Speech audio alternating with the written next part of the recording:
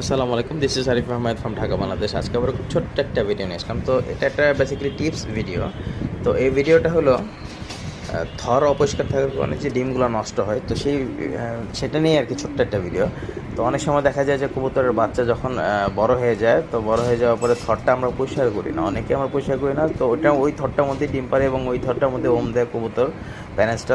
তারপরে দেখা যায় যে কবুতরের ডিম একটা জমে না বা দুইটাই জমে না, এরকম সমস্যা দেখা যায়। তো আমরা অবশ্যই কবুতরের বাচ্চা আলাদা হওয়ার পরে নতুন করে থরে বসানোর আগে আমরা থরটা পরিষ্কার করে নেব। এবং তারপরেও দেখা যায় যে অনেক সময় কবুতর থরে বসে গেছে, পরিষ্কার করে দিয়েছি, তারপরেও দেখা যায় যে অনেক সময় ময়লা হয়ে যায়। যেরকম এই কবুতরটার ক্ষেত্রে থরে বসানোর পরেও কবুতর ডিম জমে গেছে, সব কিছু হয়ে গেছে, কিন্তু তারপরেও দেখা গেলো যে কিছু ময়লা হয়ে গেছে। তো আমি জিনিসটা পরিষ্কার করে দিলাম, ময়লাগুলো পরিষ্কার করে দিলাম, পরিষ্কার করে আবার ডিমটা দিয়ে দিব।